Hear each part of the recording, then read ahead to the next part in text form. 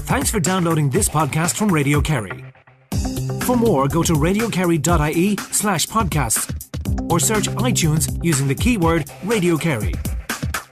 The first I heard of the talks of the closing of St. Mary the Angels was actually on Facebook when I saw their the page they had set up, the Save the St. Mary the Angels campaign, and I was reading up on the different comments and things like that, and they had advertised a public meeting in the CYMS in Clargland. So I just felt that, because I had two boys with special needs, that, I should attend the meeting and see if there was any way that I could help.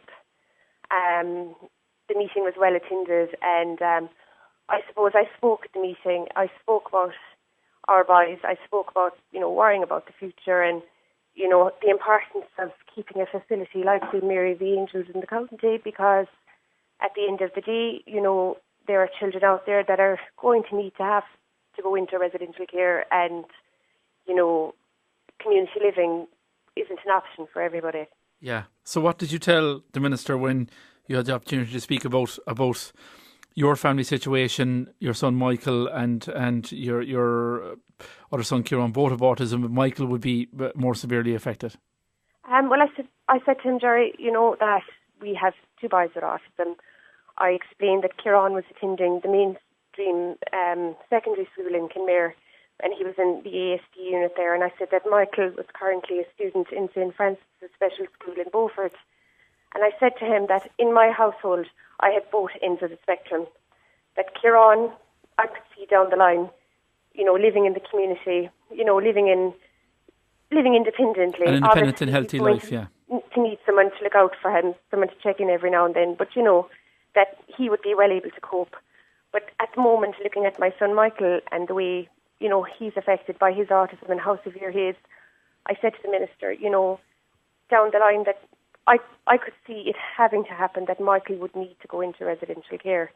And I explained to him that community living would not be an option for Michael, that I didn't see it being an option. I said I knew that, he's only 4.5, and obviously, who's to say that down the line, there could be some big improvement with him. But I'm his mother, and at the end of the day, I know that there isn't, going to be much more of an improvement, in the way that he is and the things that he does. Once you get a diagnosis that you have a child with severe autism, that doesn't change. I mean, of course, they learn to do little things, and school is a great help, but, you have to take your head out of the sand and kind of realise like that, I have to make a plan for my son for the future. I have to be realistic and know that this boy mightn't, get on as well as his older brother, Yeah, and in terms of the sort of attention that he needs, a lot of his acting out is out of frustration in relation to the condition. There can be sensory overload, all of the things that you associate with autism, but obviously at the severe end of the spectrum, which necessitates an awful lot of care, I'd say, Jean. He does, Jerry. I mean, we can't take our eyes off him for a second, really. I mean, he has, an example, he suffers with a condition called pica. A lot of children with autism have it. Michael could eat anything that he finds on the floor. At the moment, it's thread. He's absolutely obsessed with threads in his socks, threads in his clothes, threads with someone that would come into the house, and it's the sensation and the feeling of the thread. When he goes outside, it's picking stones off the ground and eating them. We had an incident where we had to rush him to Tralee Hospital because we thought he had actually a perforated bowel. And when we got there, the staff were amazing. They were absolutely brilliant. We were seen within minutes in the A&E because he was in a lot of pain. And it was the luck of God he actually got sick. And the nurse described it. It was like a cat with a hairball. The bits they were pulling out as he was getting sick because, little bits stuck in his mouth, bits of plastic, bits of string, And it's actually quite dangerous because, it is a thing that you have to watch. And that's an insight into the care that he needs and maybe will continue to need. And when he has no sense of, danger. I mean, obviously, he's 4 and 4-year-olds are going to find things. But, Michael he doesn't understand no. I mean, no matter how many times you tell him not to do something or you pull him off the window, you turn your back and he's up there again, that kind of thing. And it is tough going because, you obviously you don't want him getting hurt. You don't, you can't take your eyes off him, and No. he's quite a strong Bain as well. He's very, very, he's active. He's well able to push you away or give you a kick if he doesn't agree with what you're telling him.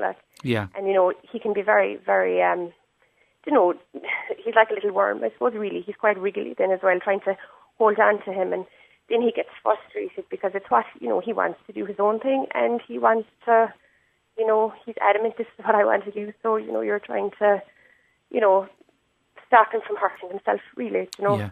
And when it comes then to the services that are there to help in that situation, Jean, and the respite that's needed as well. I mean, where are things with that, and what point were you making to the Minister about that? Well, I was saying to him, he made the point, that the services were improving, that early intervention and all those things were improving.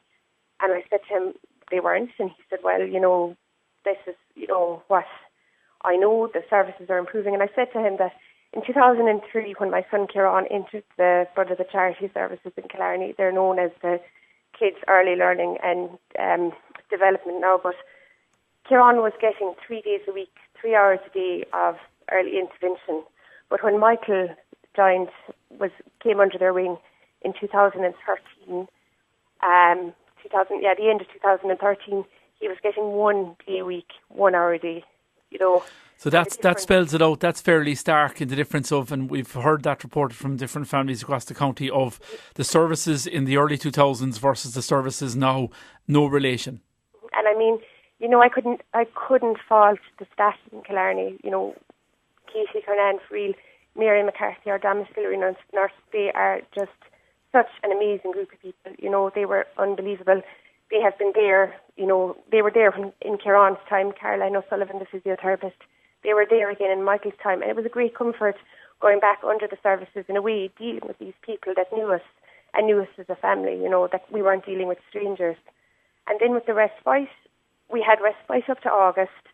And then once Michael started in school, our respite was null and void, And we were told that there was such a wait list with respite that, there was families waiting, that it could be, this time next year, even, maybe over the summer before we could get respite, So, I mean, it's just ridiculous. It's very hard on families, sleep deprivation, the whole, trying to cope.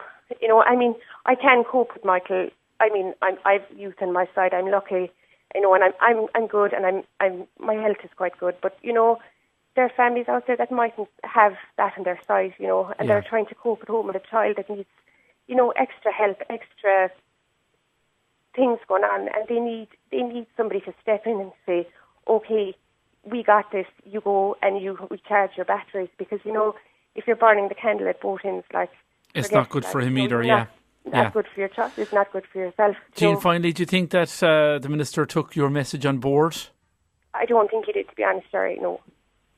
I felt that, when we spoke to him, one of the things I said to him was that, I was worried for the future, and worried, that if St. Mary of the Angels is closed and we don't have a residential centre like it is, and the beautiful centre that it is, and, that if it's taken from the county, what is going to happen to future generations coming up along?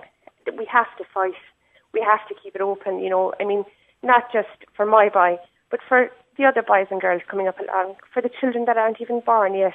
It is such a beautiful place, but I just felt that when we spoke to him that night, Story, and we, gave our fears and whatever, and the fact that I told him I was worried for the future, he said to me, he said, everybody worries about the future.